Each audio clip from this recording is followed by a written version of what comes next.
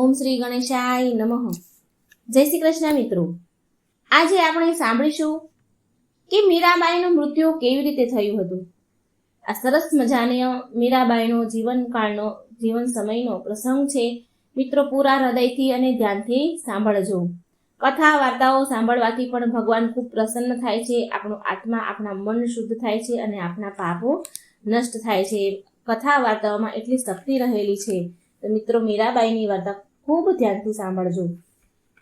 મીરાબાઈ 16મી સદીના એક સંત ભક્ત હતા, જે કવિયત્રી તો હતા જ હતા, પણ ભગવાન શ્રી કૃષ્ણના પ્રેમમાં પણ એ અત્યંત ડૂબેલા હતા. ભગવાન શ્રી કૃષ્ણની ભક્તિ રસમાં ડૂબેલા એક પ્રેમિકા હતા.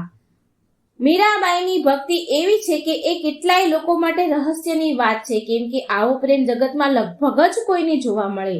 મીરાબાઈનો પ્રેમ જેટલો રહસ્યમય હતો, તેમની મૃત્યુ પણ કંઈક આટલું જ રહસ્યમય હતું. યુગો યુગાંતરથી લઈને આજે પણ લોકો મીરાબાઈના કૃષ્ણ પ્રેમ માટે ખૂબ જાણીતા છે, ખૂબ પ્રખ્યાત છે. મીરાબાઈની ભક્તિ અતૂટ હતી, એમનો પ્રેમ અતૂટ હતો. મીરાબાઈનો કૃષ્ણ ભગવાન સાથે પ્રેમ ખૂબ જ પવિત્ર હતો કે તે તેમને તેના પતિ માનતા હતા. મીરાબાઈના બાળપણમાં ભગવાન કૃષ્ણની એવી છબી વસી કે કિશોરાવસ્થાથી લઈને મૃત્યુ સુધી તેમણે ભગવાન કૃષ્ણને જ તેમનું બધું જ સમર્પિત કરી દીધું. જોધપુરના રાઠોડ રતનસિંહની એક લાડકી પુત્રી મીરાબાઈનો જન્મ 16મી સદીમાં થયો હતો. ભગવાન કૃષ્ણના પ્રત્યે ભક્તિ અને અતૂટ પ્રેમ મીરાબાઈના મનમાં બાળપણમાંથી જ ઉત્પન્ન થયો હતો. જ્યારે એકવાર તેમણે પાડોશમાં આવેલી જાન જોઈ, એમની નજર એ જાન ઉપર પડી અને એને જાનમાં જે વરરાજો હોય એની ઉપર મીરાબાઈની નજર પડી. અને પછી મીરાબાઈ તેમની માને કહે છે, જુઓ ને માં, જાન અને વરરાજો કેટલા ઠાઠ માઠથી સજી ધજીને તૈયાર થઈને આવી રહ્યા છે. એટલે મીરાબાઈ બોલ્યા, માં, મારો વરરાજો ક્યાં છે? એટલે તેમની માતાએ કહ્યું, મીરા, કેમ હેરાન કરી રહી છે? મને કામ કરવા દે ને. પણ મીરાબાઈ વારંવાર બોલ્યા કરે, બોલો ને માં, મારો વરરાજો કોણ છે? એટલે તેમની માં બોલી, મીરા, જો પેલી સામે ભગવાન કૃષ્ણની મૂર્તિ છે ને, એ તારો વરરાજો છે. એટલે મીરા બોલી, શું માં, કૃષ્ણ ભગવાન મારો વરરાજો છે? તો પછી એ જ મારા પતિ થયા ને? હા, હવેથી હું કૃષ્ણને જ મારો વરરાજો માનીશ. તેમની માતાનો મીરાબાઈ પર એટલો ઊંડો અસર પડી ગયો. એમની માતાનો જવાબ મીરાબાઈના અંતરમાં વસી ગયો. એ ઊંડો અસર પડ્યો એનો કે તે કૃષ્ણ ભગવાનને તેમના પતિ માનવા લાગે છે. પછી એક દિવસ તેમની માનું અચાનક મૃત્યુ થયું અને તેમની માતાનું મૃત્યુ પછી મીરાબાઈ તો ઉદાસ થઈ ગયા. મીરાબાઈના ન કોઈ ભાઈ બહેન પણ હતા નહીં કે જેની સાથે એ રમે. મીરાબાઈ જ્યારે મોટા થયા તો તેમના પિતા રતનસિંહ અને એમના દાદાએ મળીને મીરાબાઈના લગ્ન ઉદયપુરના મહારાજા ભોજ રાજા જે મેવાડના રાજા સાંગાના પુત્ર હતા, તેમની સાથે નક્કી કરી દીધા. બંને પરિવાર આ સંબંધ સૂત્રમાં બંધાઈ ગયા. મીરાબાઈ આ લગ્નથી ખુશ ન હતા અને મીરાબાઈ પિયરમાંથી સાથે તેમની ભગવાન કૃષ્ણની મૂર્તિ લઈને એમની સાસરીમાં આવ્યા. તો તેના મીરાબાઈના પતિ કહે છે, મીરા, શું વાત છે? તારી આંખોમાંથી આંસુ કેમ વહી રહ્યા છે?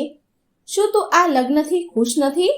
એટલે મીરા કહે છે, મારા લગ્ન તો બાળપણમાંથી જ મારા કૃષ્ણ સાથે થઈ ગયા છે અને એ જ મારા પતિ છે.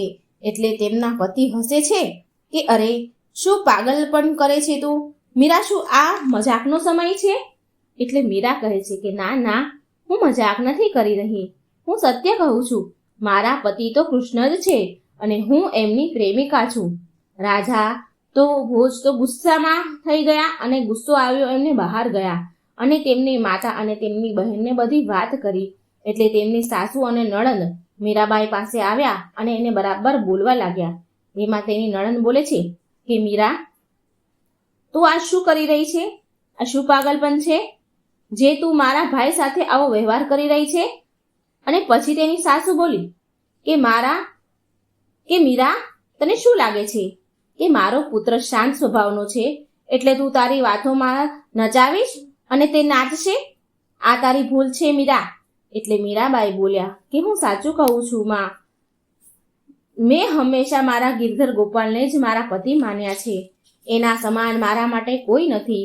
મીરાબાઈ જાણતા હતા કે તેના લગ્ન માત્ર તેના શરીર સાથે જ થયા છે, પણ તેની આત્મા તો કૃષ્ણના નામની જ પ્રેમ દીવાની છે. મીરા હંમેશા ભગવાન કૃષ્ણના જ ભજન કીર્તન કરતા રહેતા. તેની ભક્તિના રસમાં બધા જ ભક્ત પણ મગ્ન રહેતા હતા. વિવાહ થયાના વર્ષો વીત્યા પછી એક યુદ્ધ દરમિયાન મીરાબાઈના પતિ રાજા ભુજનું મૃત્યુ થયું. એટલે મીરાને સતી થવા માટે જબરજસ્તી રાજમહેલમાં લાવવામાં આવ્યા. એટલે મીરાબાઈના દિયરે તેમને કહ્યું, મીરા, તમને અંદાજ પણ છે કે તમારા પતિનું મૃત્યુ થયું છે અને તમે મંદિરોમાં રાસલીલા કરતા ફરો છો? તારે પણ તમારા પતિ સાથે સતી થવું પડશે અને આ જ સતી ધર્મ છે. તમારે તમારા હાર શિંગારનો ત્યાગ કરવો પડશે. એટલે મીરાબાઈ કહે છે, મારો તો ગિરધર ગોપાલ બીજું ન કોઈ, મારો તો ગિરધર ગોપાલ બીજું ન કોઈ. આમ મીરાબાઈ ભજન ગાવા લાગ્યા. મીરાબાઈના દિયરે તેને સતી થવાનો આદેશ તો આપ્યો, પણ મીરાબાઈ માન્યા નહીં.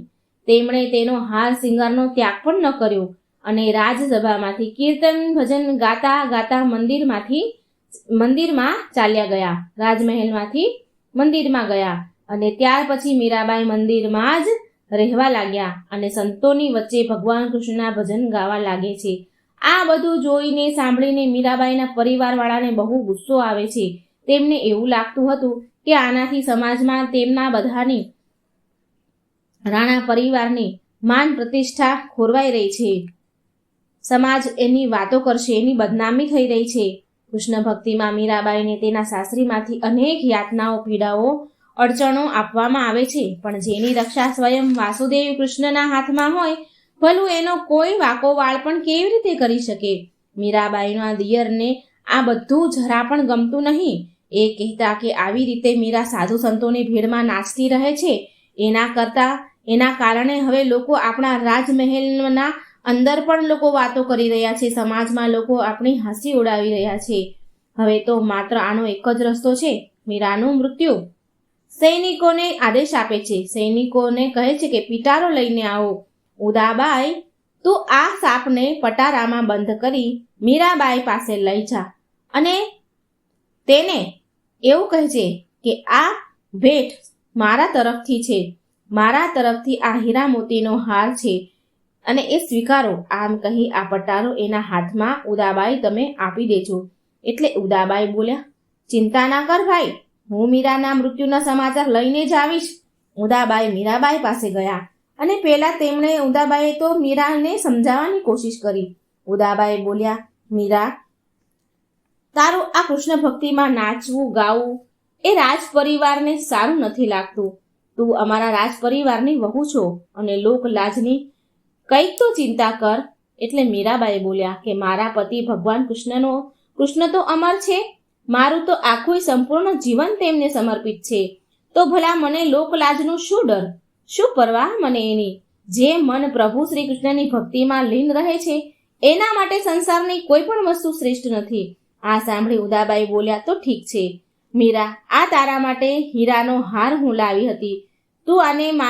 તું આને તારી નણંદ તરફથી સ્વીકાર કર. તું આ હાર સ્વીકાર કર, મારો ભેટ સ્વીકાર કર. પછી મીરાબાઈએ ભગવાન શ્રી કૃષ્ણનું સ્મરણ કરતા જેવો જ તે પિટારો ખોલ્યો તો પટારામાંથી નાગની જગ્યાએ હીરાનો હાર નીકળ્યો. આ જોઈને ઉદાબાઈ પણ આશ્ચર્યચકિત થઈ ગયા અને આ ચમત્કાર જોઈને મીરાબાઈના ચરણમાં પડી ગયા. ઉદાબાઈ બોલ્યા, મીરા, મને પણ કૃષ્ણ ભક્તિના કંઈક રસ પ્રદાન કર. તું સાચે જ હકીકતમાં ભગવાન શ્રી કૃષ્ણની પરમ ભક્ત છો. ઉદાબાઈ મીરાબાઈની ભક્તિનો ચમત્કાર જોઈને વ્યાકુળ થઈ ગયા અને ભક્તિમાં એ પણ રમી ગયા. આ બાજુ રાણા વિક્રમજીત, મીરાબાઈના દિયર, એના સૈનિકો મીરાબાઈને મારવા માટે એક યોજના સમજાવે છે. સૈનિકો બોલ્યા, રાણા વિક્રમજીત, મારી પાસે એક યુક્તિ છે કે આપણે મીરાબાઈને મહેલમાં બોલાવીને ભગવાન શ્રી કૃષ્ણનો પ્રસાદ છે એમ કહીને ઝેરનો પ્યાલો પીવડાવી દઈએ, એટલે એમનું મૃત્યુ થશે. એટલે રાણા બોલ્યા, હા, આ યુક્તિ જરૂર કામ કરશે મીરાબાઈને મારવા માટે. પછી રાણાએ આદેશ આપ્યો. સૈનિકોને મીરાને મહેલમાં બોલાવવા માટે કહે છે. આ બધું ઉદાબાઈ સાંભળી લે છે અને વિચારે છે કે આ લોકો દગો કરીને મીરાને ઝેર પીવડાવીને મારી નાખવા માંગે છે. આ વાત મારે મીરાને જરૂર કહેવી પડશે. આમ વિચારી ઉદાબાઈ મીરાબાઈ પાસે આવ્યા અને એને બધી જ વાત કહી. એટલે મીરાબાઈ બોલ્યા કે ઉદાબાઈ, તે મને જે કૃષ્ણ નામના રસનું પાન કરાવવાનો પ્રસાદ આપશે, કૃષ્ણ નામના થી ઝેરનો પ્યાલો આપશે, તો હું એ કૃષ્ણ નામનો ઝેરનો પ્યાલો પણ પી જઈશ. તમે ચિંતા ન કરો ઉદાબાઈ, મારા કૃષ્ણની જે ઈચ્છા હશે તે થશે. પછી મીરાબાઈને રાજ દરબારમાં બોલાવવામાં આવ્યા અને બધાની સામે મીરાબાઈ પ્રભુ શ્રી કૃષ્ણનું નામ લઈને તે વિષનો પ્યાલો પી જાય છે. પણ આ શું? સભામાં બધા જ લોકો જોઈ રહ્યા. આંખો ચાર થઈ ગઈ કે મીરાબાઈને તો કોઈને કંઈ જ ન થયું. ત્યારે પછી મીરાબાઈ ઘરવાળાના આ પ્રકારના વ્યવહારથી હેરાન પરેશાન થઈને દ્વારકા અને વૃંદાવન વગેરે ધાર્મિક સ્થળો પર તીર્થયાત્રા કરવા માટે ચાલ્યા ગયા. આ બાજુ પવિત્ર મીરાબાઈના મહેલ છોડવાથી રાજ્યમાં અશાંતિ ફેલાઈ ગઈ. એટલે બ્રાહ્મણોએ રાણાને સુઝાવ આપ્યો કે જો મીરા પાછી આવી જશે તો બધું જ પાછું બરાબર થઈ જશે, ઠીક થઈ જશે. મીરાને પાછા બોલાવો. એટલે મીરાને શોધવા માટે સૈનિકો પણ મોકલવામાં આવ્યા.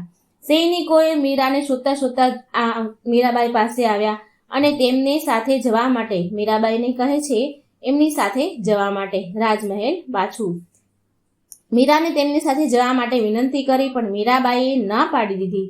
સૈનિકો બોલ્યા, જો તમે અમારી સાથે જીવતા પાછા નહીં આવો તો અમે પણ પાછા નહીં જઈએ. મીરાબાઈ, અમારા પરિવારવાળાનો તો તમે વિચાર કરો. અમારે તમને જીવતા અહીંથી લઈને પાછું રાજમહેલમાં જવાનું છે. એટલે મીરાબાઈ બોલ્યા કે હું તમારી મજબૂરી સમજુ છું, પણ જો હું પાછી ગઈ તો કૃષ્ણ ભક્તિથી હું વિમુખ થઈ જઈશ અને હું એ ક્યારેય નહીં કરી શકું. મારે તમારા વિશે પણ વિચારવાનું છે. સારું, જો હું તમારા આવા પહેલા સંસાર છોડીને ચાલી ગઈ હોત તો તમે શું ખાલી હાથે પાછા ચાલ્યા જાત ખરી? સૈનિકો બોલ્યા, હા, તો પછી તો અમારે ખાલી હાથે જવું જ પડત ને. મીરાબાઈને હવે રસ્તો મળી ગયો કે મારે શું કરવું. સિપાહીઓ તો વાત સાંભળીને મીરાબાઈ સ્તુતિ કરવા લાગ્યા, ભગવાન શ્રી કૃષ્ણની સ્તુતિ કરવા લાગ્યા. મીરાબાઈની આંખોમાંથી તો પ્રેમના આંસુ વહેવા લાગ્યા. તે દ્વારકામાં ભગવાન શ્રી કૃષ્ણની મંદિરને મૂર્તિ પાસે ગયા. દ્વારકામાં મંદિરની અંદર ગયા અને દરવાજા બંધ કરી દીધા. અને મીરાબાઈ બોલ્યા, હે કૃષ્ણ, તમે તો જાણો છો કે મેં સદાય તમને પૂજ્યા છે. તમને જ મેં મારું સર્વસ્વ સોંપ્યું છે. તમે જ મારું સર્વસ્વ છો. સર્વ તમને મેં સમર્પિત કર્યું છે. મારા જીવનનો આધાર તો તમે જ છો. પાછલા જન્મમાં જ્યારે હું ગોપી હતી ત્યારે મારું તમારી સાથે મિલન ન થયું, માટે આ જન્મમાં હું મીરા બની છું. હું ઈચ્છું છું કે મારા અંતિમ ક્ષણ માત્ર તમને જ સમર્પિત થાય. હું તમને જોતા જોતામાં તમારામાં સમાઈ જાઉં. મને તમારા હૃદયમાં સ્થાન આપો પ્રભુ.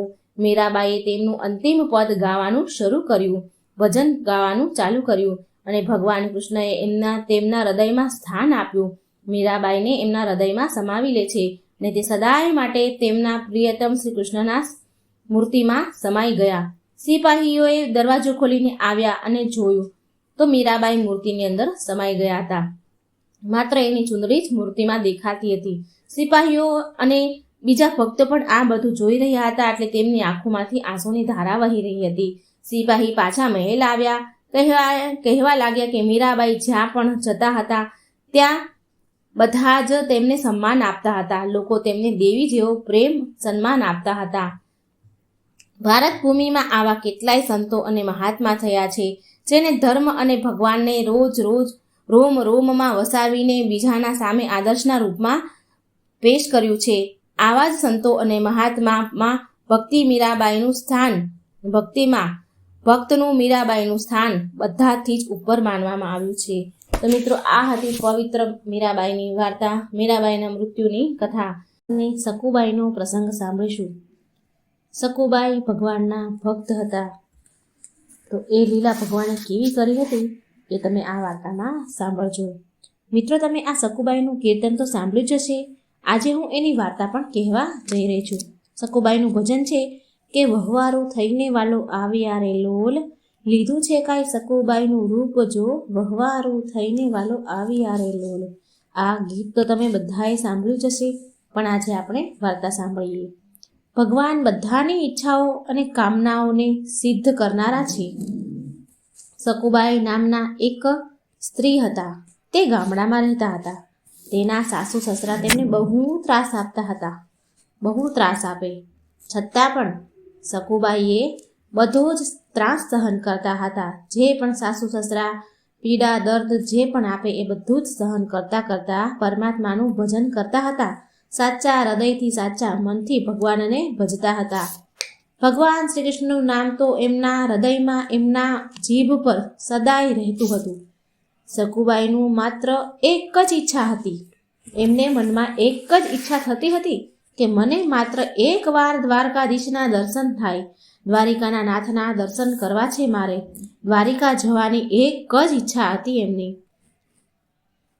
મારે એકવાર દ્વારિકાનો સંઘ મને મળી જાય તો મારે દ્વારકા જવું છે. આ ઈચ્છા એના મનમાં હતી. અને આ બાજુ ભગવાન શ્રી કૃષ્ણ બધું જ સાંભળે છે. એક વાત હંમેશા યાદ રાખજો, જે પણ આપણા અંતર મનમાં ઈચ્છા હોય તે બીજું કોઈ સાંભળે ન સાંભળે, આ દુનિયાનું કોઈ વ્યક્તિ સાંભળે કે ન સાંભળે, પણ આપણા મનથી કરેલી પ્રાર્થના અને આપણા મનમાં ઈચ્છા જે પણ હોય એ જો અંતરાત્મામાં આપણે ઉપજી આવી હોય તો એ કોઈ બીજું સાંભળે ન સાંભળે પણ આપણો હરિ, આપણા પ્રભુ જરૂર ને જરૂર સાંભળે છે. આપણા અંતરનો ભાવ કોઈ સમજે ન સમજે, કોઈ સાંભળે ન સાંભળે, પણ એ આપણા લાગણી અને હૃદયનો ભાવ ભગવાન જરૂર સાંભળે છે અને સમજે છે. એવી જ રીતે સકુબાઈના અંતરની પ્રાર્થના, અંતરની ઈચ્છા ભગવાન સમજી ગયા હતા. એવી રીતે સકુબાઈની માત્ર એક જ ઈચ્છા હતી કે મને ભગવાનના દર્શન થાય. સવારે ઉઠે ને ત્યાંથી કામે ચડાવે સાસુમાં. સકુબાઈને છેલ્લે સાસુમાના પગ દબાવીને રાત્રે સુવા પામે એટલી સેવા એના સાસુ સસરાની કરે, ઘરના કામ કરે. અને એમાં ગૌલોકમાં બેઠેલા ભગવાનને ખબર પડી કે સકુબાઈને જાત્રામાં જવાનું મન છે, એમની ઈચ્છા છે, એમને દ્વારિકા જવું છે. અને એ સમયે સકુબાઈના ગામમાંથી એક સંઘ દ્વારકા જઈ રહ્યો હતો. એટલે સકુબાઈએ તેમના સાસુને કહ્યું કે સાસુમાં, બા, તમે જો હા પાડો ને તો આપણા ગામમાંથી દ્વારકા જવા માટે એક સંઘ નીકળી રહ્યો છે. જો તમે હા પાડો ને તો મારે દ્વારકા જવાની ઈચ્છા છે, મારે પ્રભુના દર્શન કરવાની ઈચ્છા છે. સકુબાઈની વાત સાંભળીને સાસુમાં તો ભડક્યા અને બહુ ઓરડામાં લઈ ગયા અને લાકડીએ બહુ માર માર્યો અને ચોખ્ખી જ ના પાડી દીધી કે ક્યાંય જાત્રામાં જવાનું નથી. ખબરદાર જો નામ લીધું છે તો જાત્રામાં જવાનું. અને સકુબાઈને ઓરડે પૂરી અને બહુ માર્યા. અને આ માર તો ભગવાનને પડ્યા. ભગવાનના વાહામાં લાકડીઓના માર પડ્યા ગૌલોકમાં. સકુબાઈની ઈચ્છા હતી, ભગવાન સમજી ગયા હતા. સકુબાઈ તો શું કરી શકે? સાસુમાની આજ્ઞા માની લીધી, પણ મન તો નિરાશ થઈ ગયું, ઉદાસ થઈ ગયું. સકુબાઈ બધા જ ઘરના કામો કરે પણ જીવ તો માત્ર એમનો ભગવાનમાં જ હતો. જીવ તો માત્ર સંઘ ચાલ્યો જશે દ્વારકા, હું નહીં જઈ શકું. બસ આમ જ એનો જીવ હતો કે મને જવા નહીં મળે. આમ મનમાં ને મનમાં દુઃખી થતા રહ્યા. અને આ બાજુ ભગવાનને ખબર પડી. હવે જે દિવસે સંઘ જવાનો હતો, દ્વારિકા જવા માટે નીકળવાનો હતો, તે દિવસે સવારે સકુબાઈ બેડા લઈને પાણી ભરવા ગયા.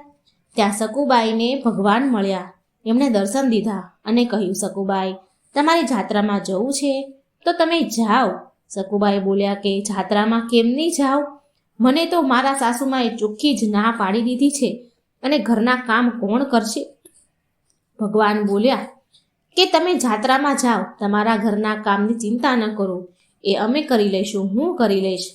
સકુબાઈ બોલ્યા, અરે પ્રભુ, મારી સાસુ તો ઘરના તમામ કામ કરાવે છે. મારી સાસુ પાણી ભરાવે છે, છાણ વાસીદા ભરાવે છે, ઘરના કામ કરાવે છે અને છેલ્લે રાત્રે તો મારી પાસે એમના પગ દબાવડાવે છે, પછી સૂવે છે. ભગવાન બોલ્યા કે તમે એ બધી ચિંતા ન કરશો, તમે આ ચિંતા છોડી દો, એ બધા જ કામ હું કરી લઈશ. પણ એક વાતનું ધ્યાન રાખજો કે આ વાત તમે બીજા કોઈને કહેતા નહીં. ભગવાનની વાત સાંભળીને સકુબાઈ તો રાજીના રેડ થઈ ગયા. હવે સકુબાઈએ જાત્રામાં જવાની તૈયારી કરી અને જાત્રામાં જવા નીકળ્યા. અને આ બાજુ 3 લોકનો નાથ, જગતનો પાલનહાર પોતે સ્વયં સકુબાઈનું રૂપ ધારણ કર્યું છે. સકુબાઈ જેવી સાડી પહેરી છે, એમના જેવા તૈયાર થયા અને સકુબાઈનું રૂપ ધારણ કરી અને ઘરે આવી ગયા. અને સકુબાઈ ગયા જાત્રામાં. સકુબાઈના હાથમાંથી પાણીના બેડા લઈ લીધા અને ઘરે પાણી ભરીને આવ્યા. છાણવા સીધા કર્યા, ઘરના પાણી ભર્યા, રસોઈ બનાવી. બધા જ પ્રભુએ જગતના પાલનહારે બધા જ કામ કર્યા. રસોઈ બનાવીને સકુબાએ બનેલા ભગવાને રસોઈ બનાવી અને એમના સાસુ અને સસરાને જમવા બેસાડ્યા. રસોઈ પીરસી અને સસરાજીએ તો પહેલો કોળિયો મોઢામાં ના મૂક્યો અને બોલ્યા, અરે આજે તો શું રસોઈ બની છે? શું આ રસોઈ સકુબાએ બનાવી છે? એમને સાસુને પૂછ્યું, રસોઈ તો બહુ મીઠી છે આજે તો. સકુબાઈના સાસુ બોલ્યા કે એમનેમ મીઠી નથી બની, કાલે માર પડ્યા છે ખૂબ જ. નાર ન સુધરે માર વિના. કાલે બહુ માર પડ્યો છે ને, બહુ લાકડીઓ પડી છે એટલે આજે મીઠી રસોઈ બની છે. ઘરની નાર તો માર વિના ન સુધરે એમ કહીને બોલ્યા. પણ એને શું ખબર કે આ રસોઈ તો જગતના પાલનહારે બનાવી છે, દ્વારિકાના નાથે બનાવી છે, ખુદ કૃષ્ણ કનૈયાએ રસોઈ બનાવી છે. એ ભગવાનનો હાથનો પ્રસાદ જમી રહ્યા છે. એ શું જાણે. સકુબાઈના સસરા તો આંગળા ચાટી ચાટીને બધું જ ખાઈ ગયા, એટલી મીઠી રસોઈ લાગી એને. આમ આખો દિવસ ભગવાન કામ કર્યા કરે. સાંજ પડે એટલે સકુબાઈના સાસુના પગ પણ દબાવીને સેવા કરવા કરે. જે કામ સકુબાઈ કરતા એ બધા જ કામ પ્રભુ કરે. આમ ને આમ ઘણા દિવસ ચાલ્યું. છાણવા સીધા કર્યા, પાણી ભર્યા, 2-3 બેડા માથે લઈ જાય અને પાણી ભરવા જાય, ઘરના કામ કરે. સકુબાઈના સસરાની સેવા કરે, સાસુની સેવા કરે. આમ ને આમ 6 મહિના ચાલ્યું. 6 મહિને સંઘ જાત્રાએથી પાછો આવે છે અને આ બાજુ સકુબાઈ જાત્રા કરવા ગયા હતા. ત્યાં ભગવાનની એવી ધૂન અને કીર્તન ગાય બધા સંતો અને જાત્રા કરવા ગયેલા લોકો નાચી નાચી ઉઠ્યા, આનંદમાં આવી ગયા. એવા અદ્ભુત કીર્તન ગવડાવ્યા. આમ સંઘ પાછા જાત્રા કરીને હવે આવે છે અને ગામમાં પહોંચવાની તૈયારી હતી. એટલે ભગવાને કહ્યું, ચાલો હવે તો પાછા બેડા લઈને જઈએ પાણી ભરવા. કારણ કે જો અસલ સકુબાઈ ઘરે આવી ગયા અને ભગવાન બનેલા સકુબાઈ તો ઘરે હતા. જો બંને ભેગા થઈ જશે તો શું થશે? હાહાકાર મચી જશે. એટલે ભગવાન બેડા લઈને પાણી ભરવા ગયા અને ગામમાં પહોંચેલા સંઘમાંથી સકુબાઈને ઈશારો કરીને બોલાવ્યા અને કહ્યું, આલ્યો તમારા પાણીના બેડા અને તમે ઘરે જાઓ અને હું મારા સ્થાને જાઉં, મારા ધામે જાઉં. જતા જતા ભગવાન સકુબાઈને કહે છે, ધ્યાન રાખજો કે આ વાતની જાણ કોઈને ન થાય કે તમે જાત્રામાં ગયા હતા અને હું તમારી જગ્યા પર ઘરના કામ કરી રહ્યો હતો. આ વાત કોઈને ખબર ન પડે. સકુબાઈ બોલ્યા, ભલે ભગવાન. સકુબાઈએ ભગવાનના દર્શન કર્યા અને સકુબાઈ તો આનંદમાં આવી ગયા. આનંદ થઈ ગયો એમને તો ખૂબ મજા આવી. અને આમ 1-2 દિવસ ગયા. સકુબાઈ ઘરે પહોંચી ગયા, ભગવાન એના ઠેકાણે જતા રહ્યા, ધામમાં જતા રહ્યા. એટલે 1-2 દિવસ તો આમ ચાલ્યા ગયા. તો 2-3 દિવસ પછી એક સાધુ સંત હતા જે જાત્રામાં ગયા હતા. એ ફરતા ફરતા પ્રસાદી દેવા નીકળ્યા. એટલે સકુબાઈના ઘરે આવ્યા અને આવીને સાસુમાને કહે છે, સકુબાઈના સાસુમાને કહે છે કે, અરે બહેન, તમે કેટલા ભાગ્યશાળી છો. તમને કેવી સરસ દીકરાની વહુ મળી છે, કેવી ભગવાનની ભગત છે, બહુ ભક્તિ છે એનામાં. અને તમારી વહુ જો ધૂન ગવડાવે અને કોઈ નાચે નહીં, કોઈ આનંદમાં આવે નહીં, એવું તો બને જ નહીં. સકુબાઈની સાસુ તો એની તો આંખો ફાટી રહી અને બોલ્યા કે મારી વહુ ક્યાં ગાવા ગઈ હતી? મેં તો એને ઘરની બહાર ક્યાંય જવા જ નથી દીધી ને, એ તો ક્યાંય ઘરની બહાર નીકળી જ નથી ને. એટલે એ જે મહારાજ આવ્યા હતા પ્રસાદી આપવા, જે સંત આવ્યા હતા, એ બોલ્યા, તમે શું બોલી રહ્યા છો? મહારાજ બોલ્યા કે સાચું કહું છું, તમારી સકુબાઈ અમારી સાથે સંઘમાં આવ્યા હતા, દ્વારિકાની જાત્રામાં આવ્યા હતા. એ 6 મહિના સુધી અમારી સાથે હતા. એમણે બહુ ધૂન અને કીર્તન ગાયા છે ભગવાનના. સકુબાઈની સાસુ બોલ્યા કે મારી સકુબાઈ તો ઘરમાં જ હતા, ઘરના કામ કરી રહ્યા હતા, એ તો જાત્રામાં ગયા જ નથી. તો તમે ક્યાંથી જાત્રામાં સકુબાઈને ભાળી ગયા તમે? સાધુ સંત મહારાજ એ બધી પોલ ખોલી નાખી. બોલ્યા કે તમે તમારી વહુને બોલાવો અને પૂછો. સાસુમાએ તો તે મહારાજની વાત સાંભળીને સકુબાઈને બોલાવ્યા. કહે છે કે સકુબાઈ, આ મહારાજ શું કહી રહ્યા છે? સકુબાઈ બોલ્યા, શું કહે છે? સાસુમાં બોલ્યા કે એ તો એવું કહે છે કે તમે જાત્રામાં ગયા હતા અને ભગવાનના બહુ ભજન કીર્તન ગાયા હતા. સકુબાઈ તો બીકને મારે પહેલા તો એમણે ના પાડી કે ના ના, હું તો ક્યાંય ગઈ જ નથી. સકુબાઈ તો ના પાડે છે. સાસુમાં ફરી પેલા સાધુને કહે છે કે ના ના, મારી બાઈ તો ઘરમાં જ હતા, એને તો મારા છાણવા સીધા કર્યા છે, મારા પગ દબાવ્યા છે, પાણી ભર્યા છે, તો એ જાત્રામાં ક્યાંથી આવ્યા હોય? તો પછી પેલા સાધુ મહારાજ બોલે છે, સકુબાઈને કહે છે કે સકુબાઈ, તમે ભગવાનની જાત્રામાં ગયા અને જુઠ્ઠું શું કરવાને બોલી રહ્યા છો? જુઠ્ઠું શું કામે બોલો છો? તમે તો જાત્રામાં આવ્યા હતા, ભગવાનના ભજન કીર્તન કર્યા છે, તો પછી સાચું બોલો. અને પછી સકુબાઈ બોલ્યા, હા બા, હું જાત્રામાં ગઈ હતી. સકુબાઈની આંખમાંથી તો દડ આંસુડા વહેવા લાગ્યા અને કહ્યું કે હા બા, હું ગઈ હતી.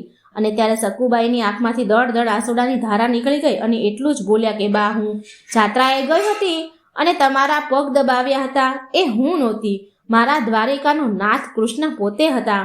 દ્વારિકાના નાથે તમારા પગ દબાવ્યા છે ને 6 મહિના સુધી ઘરના કામ એણે જ કર્યા છે.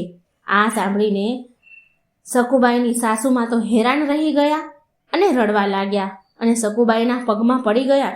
એના સાસુ અને સસરા બંને સકુબાઈના પગમાં પડી ગયા અને બોલ્યા કે સકુ, અમે કેટલા અધમ છીએ કે ભગવાન અમારી પાસે હતા, અમારી જોડે હતા, છતાં અમે ઓળખી ન શક્યા. ભગવાન પાસે અમે પગ દબાવડાવ્યા, એમના પગ દબાવવાની સેવા અમારે કરવાની જ હોય, એના બદલે એમણે અમારા પગ દબાવ્યા. અમારે એમને રસોઈ બનાવીને થાળ જમાડવાના હોય, એના બદલે એમણે અમને જમાડ્યા, એમણે જાતે રસોઈ બનાવીને અમે જમાડ્યા. અમે કેટલા અધમ છીએ, અમે ભગવાનને ઓળખી ન શક્યા. અમને માફ કરી દો સકુબાઈ, અમને માફ કરી દો. આમ એની સાસુને ઘણો પછતાવો થયો અને સકુબાઈને એમને માફી માંગી. તો મિત્રો, આ સકુબાઈની વાર્તા હતી, ભગવાનની લીલા હતી. ભક્ત જનાબાઈની કથા કહેવા જઈ રહી છું. વિઠ્ઠલ પ્રભુના ભક્ત જનાબાઈની કથા સરસ છે, તો તમે ધ્યાનથી સાંભળજો. એક સમયની વાત છે. ભક્ત જનાબાઈ 8 વર્ષની અવસ્થાના હતા. તેમના માતા પિતા સાથે પંઢરપુર રહેવા આવ્યા હતા. જનાબાઈ બહુ ગરીબ પરિવારના હતા. એના માતા પિતા બહુ ગરીબ હતા અને થોડા જ દિવસોમાં જનાબાઈના માતા પિતાનું મૃત્યુ થઈ ગયું. જનાબાઈ પ્રભુ પ્રેમી હતા, પ્રભુના ભક્ત હતા. તેમના મનમાં એક જ વાત આવી કે પ્રભુ પ્રાપ્તિનો એક જ ઉપાય છે કે કોઈ ગુરુ ભગવાનનો સાચા ગુરુ હોય, એ ભગવાન, એ ગુરુ જો મારા ઉપર પ્રસન્ન થઈ જાય તો મારા ઉપર કૃપા કરી દે, જેથી મને ભગવાનના દર્શન થઈ જાય, ભગવાન મને મળી જાય. માટે ભક્ત જનાબાઈએ ભક્ત નામદેવની ત્યાં ઘરના કામ કરવાનું નક્કી કર્યું અને મનમાં વિચારી લીધું કે નામદેવ ગુરુને એમને એમના ગુરુ બનાવે. ભક્ત નામદેવ વિઠ્ઠલ ભગવાનના સૌથી મોટા ભક્ત હતા અને કથાઓ અનુસાર એવું પણ કહેવાય છે કે ભગવાન વિઠ્ઠલ ભક્ત નામદેવના પિતા હતા. જનાબાઈના હૃદયમાં, મનમાં એક જ વાત હતી કે એક જ ઈચ્છા હતી કે હું નામદેવજીને સેવા કરી અને તેમને પ્રસન્ન કરી લઉં, જેથી તે કૃપા કરી મને એમની ચેલી બનાવી લે અને મારા ઉપર ભગવાનની કૃપા થઈ જાય. જનાબાઈ નામદેવજીના પૂરા પરિવાર માટે જમવાનું બનાવતા હતા. ઘરના બધા જ કામ ઘરના સેવક બનીને રહેતા હતા. પૂરા ઘરની સફાઈ કરે, કચરા પોતા, વાસણ, પાણી ભરવાનું બધું જ કામ જનાબાઈ કરતા હતા. શ્રી નામદેવજી મહારાજ તો ભજનમાં ડૂબ્યા રહેતા હતા. હવે જનાબાઈ પર નામદેવજીની ભક્તિનો પ્રભાવ એવો પડ્યો કે જે નામદેવજી ભજન કીર્તન ભગવાનના નામ જપે એ જ નામ કીર્તન ભજન જનાબાઈ કરવા લાગ્યા. હવે તો જનાબાઈ પ્રભુનું નામ એમને એટલું પ્રિય થઈ ગયું કે કામ કરતા કરતા નિરંતર વિઠ્ઠલ વિઠ્ઠલ વિઠ્ઠલ નામ જપ્યા કરતા હતા. એક પણ ક્ષણ ભગવાનનું નામ તે જનાબાઈ ભૂલે નહીં. નામદેવ નિત્ય ભગવાનને ખૂબ સેવા પૂજા કરે. નામદેવ નિત્ય એકાદશીના દિવસે રાત્રે જાગરણ કરતા હતા. જાગરણ થતું હતું એમના ઘરને ત્યાં. જનાબાઈ બધા જ ઘરના કામ કરીને રાત્રે જાગરણમાં એક ખૂણામાં બેસી જતા અને ભગવાનના ભજન કીર્તન સાંભળતા. જનાબાઈ પૂરી રાત ભગવાનનું જાગરણ કરે અને ભગવાનનું નામ સ્મરણ કરે, ભક્તિ કરે. રાત્રિના જાગરણમાં એટલા ડૂબી જતા કે તેમને એ ખબર ન રહેતી કે સવાર ક્યારે પડી જાય, રાત ક્યારે પૂરી થઈ જાય છે અને એમાંથી સવાર ક્યારે થઈ ગઈ. જ્યારે ભક્ત મંડળી એના ઘરે જાય ત્યારે જનાબાઈને આભાસ થાય કે સવાર પડી ગઈ છે અને સૂર્ય ઉદય થઈ ગયો છે. જનાબાઈ વિચાર કરે, અરે સૂર્ય ઉદય થઈ ગયો અને મને ખબર પણ ન પડી. મારાથી તો આજે બહુ મોટી ભૂલ થઈ ગઈ છે. મારે ભોજન બનાવવાનું છે, વાસણ કપડાં બધું જ કરવાનું બાકી છે, ઘરના બધા જ કામ બાકી છે. કેવી રીતે આટલું બધું કામ થશે? એક કામ કરું, સૌથી પહેલા હું નામદેવજી મહારાજના કપડાં ધોઈ નાખું. જનાબાઈ કપડાનું પોટલું લઈને જલ્દી નદી કિનારે નીકળે જાય છે. જનાબાઈ હવે નદી કિનારે પહોંચે છે અને નદી કિનારે પહોંચતા વિચાર કરવા લાગે છે કે અરે, આજે તો કેટલું મોડું થઈ ગયું છે, કેટલો સમય ચાલ્યો ગયો, કેટલો સમય વીતી ગયો અને આજે બધા જ ઘરના કામ કરવાના બાકી છે. હું આ બધા કામ કેવી રીતે કરીશ? પાણી ભરવાનું બાકી છે, જમવાનું બનાવવાનું બાકી છે, વાસણ માંજવાના બાકી છે. જનાબાઈ તો ઊભા વિચાર કરીને ચિંતા કરી રહ્યા છે. જનાબાઈ નદી કિનારે ઊભા રહીને વિચાર કરી રહ્યા હતા કે એવામાં એક વૃદ્ધ ડોશીમાં આવ્યા અને જનાબાઈને બોલ્યા કે અરે, તું શું ચિંતા કરી રહી છે? કે સાંભળ, તું જા અને ઘરે બધા જ કામ કરી આવ, જે બાકી હોય તે બધા કામ પૂરા કરીને આવ, હું તારા બધા જ કપડાં ધોઈ દઉં છું. જનાબાઈ બોલ્યા કે અરે, તમે મારા કપડાં કેમ ધોશો? તમે ઉપરથી વૃદ્ધ ગરઢા ડોશીમાં છો, તમારાથી કામ કેવી રીતે થાય? અને હું તો તમને ઓળખતી પણ નથી. તે ગરઢા માજી બોલ્યા, અરે બેટા, તું ચિંતા ન કર, તું જોજે, જેવા કપડાં તું નહીં ધોતી હોય ને એવા કપડાં હું તને ધોઈ આપીશ. હવે તું જા અને તારા ઘરના બધા કામ બાકી હોય એ કરી આવ. જનાબાઈ એ વૃદ્ધ માજીને મેલા કપડાનું પોટલું આપે છે અને તે ત્યાંથી ચાલ્યા જાય છે ઘરના બધા કામ કરવા. થોડી વાર થઈ એટલે જનાબાઈ ઘરના બધા જ કામ કરીને પાછા નદી કિનારે આવી ગયા. એટલે ડોશીમાં બોલ્યા, લે, તારા બધા જ કપડાં મેં ધોઈ દીધા છે, તું બધા કામ કરીને આવી ગઈ? જો, મેં તારા બધા જ કપડાં ધોઈને સુકાવી દીધા છે. લે, હવે તું આ કપડાં લઈને જનાબાઈ તું ઘરે જા. જનાબાઈ બોલ્યા, માજી, હું તો તમને ઓળખતી પણ નથી, તો પણ તમે મારી આટલી બધી સહાયતા કરી કે મારા બધા જ કપડાં તમે ધોઈ દીધા. મને તો લાગે છે કે મારા વિઠ્ઠલ જ તમને મારી મદદ કરવા માટે તમને મોકલ્યા છે. તમારો ખૂબ ખૂબ આભાર માજી. તો એ માજી બોલ્યા કે અરે બેટા, એમાં આભારની કોઈ વાત નથી, હું તો તારી પોતાની જ છું ને, અને પોતાના લોકોનો શું કોઈ આ ધન્યવાદ કરે ખરી? આટલું કહીને તે વૃદ્ધ માજી જનાબાઈની સામે જ અંતર્ધ્યાન થઈ ગયા. જનાબાઈ તો ઊભા જોતા જ રહી ગયા કે અરે, આ ડોશીમાં ક્યાં ચાલ્યા ગયા? ઘડીક વારમાં અદ્રશ્ય થઈ ગયા. આ શું? આ માજી કોણ હશે અને આવી રીતે કેમ ગાયબ થઈ ગયા? જનાબાઈએ આ બધી જ ઘટના નામદેવને કહી સંભળાવી. ત્યારે નામદેવજી બોલ્યા, અરે, એ બીજું કોઈ નહીં પણ વિઠ્ઠલ જ હતા. ભગવાન પ્રભુ વિઠ્ઠલ ખુદ તારી મદદે આવ્યા હતા. વિઠ્ઠલ ભગવાન પ્રભુ તને એટલો બધો પ્રેમ કરે છે કે તારી મદદ કરવા માટે તારા બધા જ કપડાં ધોઈ દીધા.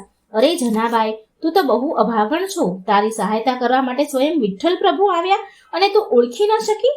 આ સાંભળીને જનાબાઈ તો બહુ દુઃખી થયા અને રડવા લાગ્યા કે હે પ્રભુ, હે વિઠ્ઠલ, તમે આવ્યા અને હું તમને ઓળખી ન શકી. હે પ્રભુ, તમે મારા માટે આટલું કષ્ટ સહન કર્યું, મારી માટે આટલા બધા કપડાં ધોઈ દીધા. હવે તો જનાબાઈનો પ્રેમ પ્રભુ વિઠ્ઠલ પર વધારે વધી ગયો, વિશ્વાસ વધારે વધી ગયો. પ્રભુ ભક્ત જનાબાઈની ભગવાન વિઠ્ઠલ જનાબાઈની ભક્તિના આધીન થઈ ગયા અને જનાબાઈની સાથે સાથે રહેવા લાગ્યા. જનાબાઈ એક પણ ક્ષણ ભગવાનનું નામ ન ભૂલે. 24 કલાક વિઠ્ઠલ વિઠ્ઠલ વિઠ્ઠલ વિઠ્ઠલ કરતા રહે. એના રોમ રોમમાં વિઠ્ઠલ બોલે. જનાબાઈ વિઠ્ઠલ વિઠ્ઠલ નામ જપતા રહે, તેમના કાર્યમાં ડૂબ્યા રહે અને કાર્ય કરતા કરતા અને પ્રભુ સાક્ષાત તેમની સામે બેસી રહે. ભગવાન વિઠ્ઠલ એટલા બધા પ્રસન્ન હતા જનાબાઈથી કે હરેક કામ કરે ત્યારે જનાબાઈ તો એની ધૂનમાં જ હોય, પણ પ્રભુ જનાબાઈને સામે બેસીને નિહાળતા રહે અને હસતા રહે. ભગવાન હરેક સમયે હરેક ઘડી જનાબાઈની સાથે રહે છે. એક દિવસ મંદિરમાં શ્રી વિઠ્ઠલ પ્રભુની મૂર્તિનો હાર ચોરી થઈ ગયો. જનાબાઈ રોજ મંદિરમાં જઈને સેવા કરતા હતા, ત્યાં સાફ સફાઈ કરતા હતા, રોજ મંદિરમાં સેવા પૂજા કરતા કાર્ય કરતા હતા. તો જે લોકો મંદિરમાં સેવા કરતા હોય બીજા લોકો, તો તે જનાબાઈ પર શક કરે છે, આરોપ નાખે છે કે જનાબાઈએ હારની ચોરી કરી છે. એક સેવક બોલ્યો, જનાબાઈ, આમ તો તમે બહુ મોટા ભક્ત બનીને ફરો છો અને તમે વિઠ્ઠલ પ્રભુનો મૂર્તિનો હાર ચોરી લીધો, ભગવાનનો હાર ચોરી લીધો તમે. જનાબાઈ પર ચોરીનો આરોપ નાખ્યો અને જનાબાઈને રાજાના દરબારમાં લઈ જવામાં આવ્યા. અને ત્યારે રાજાએ જનાબાઈને પૂછ્યું, જનાબાઈ, સાચું કહો કે તમે જ હાર ચોરી કર્યો છે? જનાબાઈ બોલ્યા, મહારાજ, હું આવું શું કામ કરું? હું મારા પ્રભુનો હાર ચોરી શું કામ કરું? મહારાજ, હું સોગંદ ખાઈને કહું છું કે મેં ભગવાનનો હાર ચોરી નથી કર્યો, પણ રાજાના દરબારમાં કોઈ પણ એ જનાબાઈની વાતનો વિશ્વાસ ન કર્યો અને રાજાએ જનાબાઈને સૂળી પર ચડાવવાનો આદેશ આપ્યો. એ સમયે ચોરી ગુનો કરવાવાળાને આરોપીને શૂલી ઉપર ચડાવવામાં આવતા હતા. ધારદાર અણીદાર શૂલી પર ચડાવવામાં આવતા હતા. હવે જનાબાઈ સૂળી પર ચડાવવાની તૈયારી કરવા લાગ્યા. જનાબાઈને રાજાના સૈનિકો અને રાજાએ હુકમ આપ્યો કે જનાબાઈને સૂળી ઉપર ચડાવી દો, કે જેથી લોકોને ખબર પડે કે ચોરી કરવાનું થી શું હાલત થાય છે, શું સજા મળે છે. જનાબાઈએ જોયું કે હવે તેને સૂળી પર ચડાવવામાં આવી રહ્યા છે. ત્યારે જનાબાઈ પ્રભુને પ્રાર્થના કરવા લાગ્યા, હે વિઠ્ઠલ, જેવી તારી ઈચ્છા. આમ કહીને જનાબાઈ વિઠ્ઠલ વિઠ્ઠલ વિઠ્ઠલ નામ જપવા લાગ્યા. જેમ જેમ જનાબાઈ વિઠ્ઠલ વિઠ્ઠલ નામ બોલવા લાગ્યા તેમ તેમ લોખંડની સૂળી મીણબત્તીની જેમ પીગળવા લાગી. સૂળીને પીગળતા જોઈને બધા જ હેરાન રહી ગયા. આ બધો ચમત્કાર જોઈને રાજાએ જનાબાઈની માફી માંગી. રાજા બોલ્યા, જનાબાઈ, મને માફ કરી દો. મેં તમારા જેવા સાચા ભક્ત પર શક કર્યો છે અને તમને સજા સંભળાવી છે. જનાબાઈ, હું તમને સજાથી મુક્ત કરું છું. અને જનાબાઈને રાજાએ મુક્ત કરી દીધા. તો આવી હતી ભક્ત જનાબાઈની ભક્તિ. જનાબાઈમાં રોમ રોમમાં ભગવાન વિઠ્ઠલના નામ હતા. હરિ ઈચ્છા આ વાર્તાનું નામ છે. ભગવાન શ્રી હરિની લીલા છે. બહુ સરસ વાર્તા છે મિત્રો, પૂરી અંત સુધી સાંભળજો. અને જો વાર્તા સારી લાગે તો વિડીયો લાઈક અને શેર પણ જરૂર કરજો. ઓમ નમો ભગવતે વાસુદેવાય. મિત્રો, આજની આ વિડીયોમાં હું તમારી માટે બહુ સુંદર કથા લઈને આવી છું. એક ગામમાં હરિયા નામનો એક વ્યક્તિ તેની માતા અને બહેન સાથે રહેતો હતો. એના નામ પ્રમાણે શ્રી હરિ વિષ્ણુ ભગવાનનો ભક્ત હતો. તેને ભગવાન વિષ્ણુ પર અતૂટ વિશ્વાસ હતો. હરિયાને ગામમાં દૂધ દહીં વેચવાની એક નાની એવી દુકાન હતી. જ્યારે પણ હરિયો તેની દુકાને જતો હતો ત્યારે સૌથી પહેલા ભગવાન વિષ્ણુના મંદિરમાં પગે લાગે અને પછી એના દુકાનમાં જઈને તેનું કાર્ય શરૂ કરતો. એ હંમેશા હરિ ઈચ્છા બોલ્યા કરતો હતો. જ્યારે ક્યારેય કોઈને દહીં દૂધ દેતો તો પણ હરિ ઈચ્છા બોલતો દે અને એ દૂધ દહીં આપે. વેચવાવાળાને ક્યારે દૂધ દહીંનો મોલ ભાવ તે કરતો નહીં. ગ્રાહક જેટલા પૈસા આપે એ લઈ લે. ગ્રાહક તેને દૂધ દહીંના જે પણ ભાવ આપે એ લઈ લે. હરિ ઈચ્છા સમજીને લઈ લેતો. શ્રી હરિની એના ઉપર એવી કૃપા હતી કે તેના દૂધ દહીંમાં બરકત રહેતી હતી. તેનો ગલ્લો હંમેશા પૈસાથી ભરેલો રહેતો હતો. તેના ભોળપણ વિશે લોકો બહુ તેને સમજાવતા, પણ હરિયો હરિ ઈચ્છા કહીને ટાળી નાખતો હતો. એક દિવસ તેની માતાએ કહ્યું કે હવે સમય આવી ગયો છે, બેટા તું પણ વિવાહ કરી લે. હું મરતા પહેલા વહુ અને પૌત્રનું મોઢું જોવા માંગુ છું. માતાની આજ્ઞા માનીને હરિયાએ બીજા ગામમાં રહેવાવાળી એક છોકરી સાથે વિવાહ કરી લીધા. બધું સારી રીતે થઈ ગયું. ઘરમાં વહુ પણ આવી ગઈ. એક દિવસ હરિયાને દુકાને જવામાં મોડું થઈ ગયું તો તે જલ્દી ખાધા વગર જ ભગવાન શ્રી હરિને પગે લાગીને દુકાને ચાલ્યો ગયો અને તેના કામમાં લાગી ગયો. હરિયો ઘરેથી ખાધા વગર જ ગયો હતો, ભૂખ્યો હતો. માટે હરિયાની માતાએ વહુને કહ્યું કે હરિયાને દુકાને ભોજન આપી આવ. એટલે હરિયાની વહુ ભોજન લઈને દુકાને પહોંચી. પછી દુકાને થોડી વાર એ બેઠી. દુકાને બેઠા તેણે જોયું કે હરિયો ક્યારેક કોઈને વધારે દૂધ આપે અને ક્યારેક ઘણા પૈસા ઓછા પણ લે છે. કોઈને દૂધ વધારે દઈ દે છે તો સામે પૈસા ઓછા લે છે. આ બધું જોઈને વહુ વિચાર કરે છે, મારા પતિ તો બહુ ભોળા છે. બધા લોકો આને બેવકૂફ મૂર્ખ બનાવી રહ્યા છે. પછી હરિયાની વહુએ હરિયાને કહ્યું કે આ તમે દુકાન કેવી રીતે ચલાવી રહ્યા છો? હરિયાએ કહ્યું કે હરિ ઈચ્છાથી, બધી જ હરિની ઈચ્છા છે. જેવી હરિની ઈચ્છા. તો એની વહુ બોલી કે તમે હવે દુકાને નહીં આવો. દુકાનનું કામકાજ હવેથી હું સંભાળીશ. હું તમને સમજાવીશ, શીખવાડીશ કે વ્યાપાર કેવી રીતે કરાય અને કેવી રીતે નફો કમાવાય. હરિયો બોલે છે, સારું, જેવી હરિ ઈચ્છા. બીજા દિવસે હરિયાની પત્ની દુકાને આવે છે. થોડા પૈસા ખર્ચ કરીને તેણે દુકાનમાં કામ કરવાવાળા 2 નોકર પણ રાખી લીધા. પૈસાના ગલ્લા પાસે તે પોતે બેસી ગઈ અને એક પૈસાનો હિસાબ કરવા લાગી અને દૂધ પણ એટલું જ આપતી જેટલા ગ્રાહક પૈસા આપે. હવે દુકાનમાં પહેલાની જેમ હરિ ઈચ્છાનું ઉચ્ચારણ થતું નહીં. ઉચ્ચારણ હરી ઈચ્છાનું સંભળાતું નહીં. ધીરે ધીરે દુકાનમાં ગ્રાહક ઓછા થવા લાગ્યા. દૂધ દહીં વધવા લાગ્યા. દુકાનમાં બચેલું દૂધ દહીં સાંજ સુધીમાં તો ખરાબ થઈ જતું હતું. એક જ અઠવાડિયામાં દુકાન નફામાંથી ખોટમાં આવી ગઈ અને નોકર પણ કામ છોડીને ભાગી ગયા. પછી વહુ તો પરેશાન થઈ ગઈ અને હરિયા પાસે ગઈ અને શરમાઈને માફી માંગવા લાગી. એની ભૂલની માફી માંગે છે. તેણે હરિયાને કહ્યું કે તમે જે કરતા હતા એ બધું મેં પણ કર્યું. ઓછા પૈસામાં મેં પણ બધું કર્યું. ઓછા પૈસા લઈને વધારે વસ્તુ આપતા હતા તમે, છતાં પણ લાભ થતો હતો.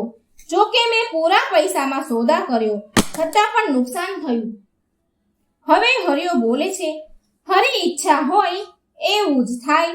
તું મારી સાથે દુકાને ચાલ. એ દિવસે હરિયો દુકાને બેઠો અને પહેલાની જેમ હરી ઈચ્છા, હરી ઈચ્છા, હરી ઈચ્છા બોલતા બોલતા દૂધ દહીં વેચવા લાગ્યો. જે ગ્રાહક પૈસા આપે એ આપી દે, દૂધ વધારે આપે અને જે પણ દામ મળે એ લઈ લે. હરી ઈચ્છા કરીને પૈસા લે. તો હરિયાની પત્નીએ જોયું, જ્યારે હરિયો કોઈ ગ્રાહકને દૂધ દહીં દે છે ત્યારે તેના હાથ સાથે બીજા 2 હાથ પણ છે જે દૂધ દહીં આપી રહ્યા છે, અને જ્યારે પૈસા લે છે ત્યારે પણ બીજા 2 હાથ હરિયાની સાથે બીજા 2 હાથ પણ પૈસા લે છે. આ જોઈને એ ચકરાઈ ગઈ, ચોંકી ગઈ અને એ હરિયાને કહેવા લાગી કે આ કેવી માયા છે. ત્યારે હરિયાએ કહ્યું કે આ બધી મારા શ્રી હરિની માયા છે. બાળપણથી જ હું મારા હરિનો ભક્ત છું.